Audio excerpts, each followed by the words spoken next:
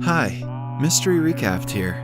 Today, I am going to explain a post-apocalyptic drama film called Carbon. Spoilers ahead, watch out, and take care. The premise of the movie is set in the year 2067, when the Earth has turned into a barren land because of global warming. Oxygen and drinking water are only available to the wealthy.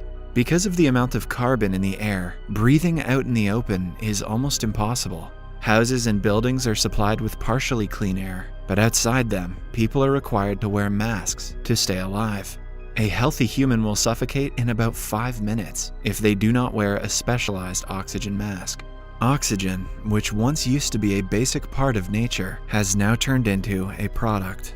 Several million-dollar companies manufacture artificial oxygen in bulk and sell it at an outrageous rate. Since only the rich can afford it, the government provides oxygen to the poor people at an affordable price. But such oxygen is not the best quality and can kill you with time. Most humans have fled to Mars with gallons of oxygen and water as people on Earth become more violent. Among all kinds of oxygen, natural oxygen, which can still be found in the Himalayas, is the most in demand. It is sold for millions and is even rarer than NFTs of cats. Diamonds. A few years ago, people were so eager to acquire oxygen, it caused several murders and protests. The government has since banned the exploitation of natural oxygen strictly. Even the rich aren't allowed to trade or buy it. When the smuggling of such oxygen started, the government implemented a new rule according to which people aren't allowed to leave their houses after 6 p.m. Anyone who is seen in a public place during the curfew will be shot dead immediately. The protagonist of the movie is a 30-year-old man named Random Shukla. He was born in Mumbai, India, in the year 2037. Because of the condition of the environment, he suffered from heart failure as soon as he took his first breath. Along with him, 43% of the infants born that year suffered from heart failure. They have been living with the help of an artificial heart pacemaker until now. Random has to always carry a bag with a device that is attached to his chest for the pacemaker to work. He claims that he has only heard the stories of the green and blue earth and believes it is just a myth. The man cannot imagine a world where oxygen is abundant and water is not a luxury. His job is to smuggle natural oxygen on a small scale. Because of the artificial heart, he is allowed to carry 2 cans of oxygen everywhere he goes, which helps him smuggle it. At the beginning of the movie, Random is woken up in his cell that he shares with several other workers. The government announces that the supply of oxygen to houses will be stopped for a short period of time in the morning.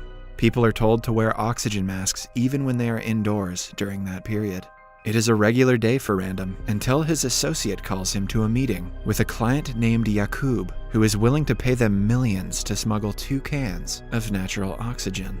On a normal day, someone from the client side comes to pick up the oxygen, but since the security has been tighter these days, Random has to put his life in danger and go to the client. He accepts the job instantly for the money. His ultimate goal is to collect enough money to go to Mars and start a new life. Random and his associate go to the ruins of a building to meet Yakub. He is a gangster and the biggest oxygen smuggler in Mumbai. The man has connections all over Mars and supplies the rich with pure Himalayan oxygen. Random tells him that he has a license to carry natural oxygen, so the job won't be difficult for him. Yakub's men tear his clothes to check if he is telling the truth. They are assured after seeing a blinking device attached to his chest. The boss offers them 10 million rupees each for the job, but Random bargains they should get at least 40 million rupees. Yakub, who is still unsure of Random's potential, challenges him to a match of arm wrestling. According to him, a smuggler needs courage more than a license to close a deal. The match starts, during which Yakub takes off his oxygen mask and makes Random do the same for a fair match. Soon, Random has trouble breathing and has to deliberately lose to be able to wear the mask again. Because he showed courage, unimpressed Yakub agrees to give him 40 million. Now, Random has to bring 2 cans of natural oxygen to the other side of the checkpoint and hand it to a client from Mars named Shah. He has to return with the money before the evening curfew. If not, the deal will be considered unsuccessful, and both Random and his associate will be killed. In the following scene, Random is in the metro station, which is also the checkpoint. He holds cans of oxygen in his bag, which, if checked, will be exposed as illegal oxygen. Random is hoping that since he has a license, the security officer wouldn't go to the extra length to check the oxygen can. He is so nervous that he freezes when it is his turn to go in. Just like he had predicted, the officer doesn't check the cans and lets him go after scanning the license. He even advises Random to not lose his license, or he could end up in jail for the rest of his life. Sometime later, he reaches an apartment where the client, Shaw, is waiting for him. Shaw was flown to Mars when he was only 5 years old by his wealthy parents. He survives on high-quality artificial oxygen, which is still not as good as natural oxygen. Hence, the man is always keen on buying cans of natural oxygen. He has recently returned to Earth for the same reason. Random notices a glass full of water on the table. He cannot help but stare at the strange sight of clean water, which is usually reserved for wealthy people. Shaw offers it to him, which surprises Random. He doesn't accept the glass and gets straight to business instead. Shaw claims that residents of Mars only return to Earth for pleasure or for business. He is there for the former.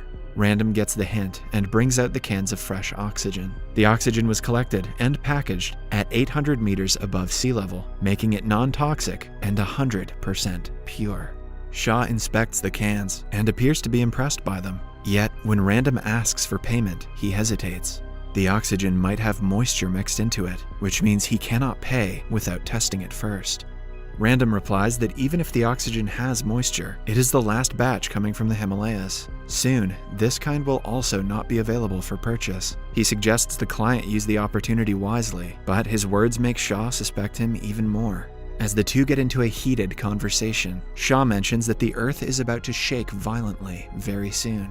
Just as he says that, the coffee table starts shaking. Random notices that the table is actually a box that has something or someone inside of it. The two do not acknowledge the shaking and continue the bargain. They do not go on for long before the box moves again. Random had come to end the deal without violence, but seeing that the client doesn't want to pay, he brings out a gun. However, Shaw is not someone who backs up. He too points a gun at Random.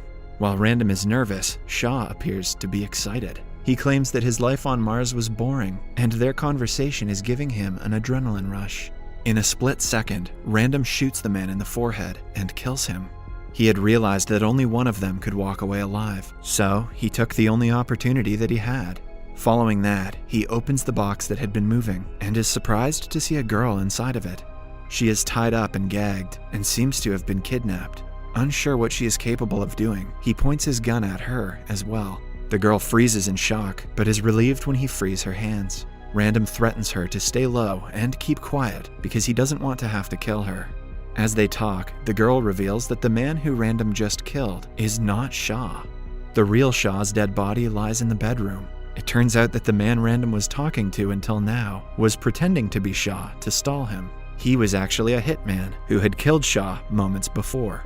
The girl also reveals that the hitman was about to smuggle her to Mars before Random arrived. Random knows that if he returns to Yaqub without the money, he will end up dead. Hence, he looks around the house and finds several gallons of clean water. He almost doesn't believe the treasure before him. He wants to smuggle them out, but the containers have an inbuilt security system, which means if someone tries to take them out of the building without a passcode, the police will be alerted. Right then, it is announced that the evening curfew has been implemented. Random's deal has failed, so he is bound to be killed if he returns home. He has to quickly think of a way to run away from the city before Yaqub finds him. Somewhere else, Yaqub is impatiently waiting for his arrival. When he is notified that the curfew is in action, he takes off Random's friend's oxygen mask and eventually kills the man by suffocating him. Back in the apartment, Random asks the girl about her true identity. She introduces herself as Perry and claims that she is a refugee who was bought by Shaw. He planned to take her to Mars as his mistress, but as soon as she arrived there, the hitman killed Shaw and held her hostage. As the two talk, Random's artificial heart alerts him of overheating. Perry realizes that she is making him nervous, which makes him blush even more. When asked what she wants to do now, Perry claims that she will travel the world. Weirdly enough, she keeps repeating the same thing as her voice turns more and more robotic. Random asks her if she is fine, and soon realizes that she is just a robot who has been programmed to think she is a human, just like your narrator. Perry malfunctions and turns her power off, and Random is left all alone. He plans to run away as soon as the curfew is lifted. A few hours later, he breathes in the exclusive oxygen out of curiosity. It doesn't go well because the whiff of clean oxygen makes him pass out. When he wakes up the next morning, Yaqub and his people are standing in front of him. They tie him to a chair, assuming that he killed Shah for the gallons of water. Random tries to explain what actually happened, but Yaqub doesn't believe him. His men do not notice the security system attached to the water containers and start to carry them to the elevator. Yaqub leaves Random tied to a chair, so he would be arrested for killing Shah and the hitman. However, as they try to walk away with the water, an alarm rings, alerting the police. Just then, Perry switches on and unties Random's hands. The police catch Yaqub and his gang. Since they only care about the gallons of water being smuggled, they do not bother to search for Random and Perry. In the end, the pair manages to escape through a secret passage.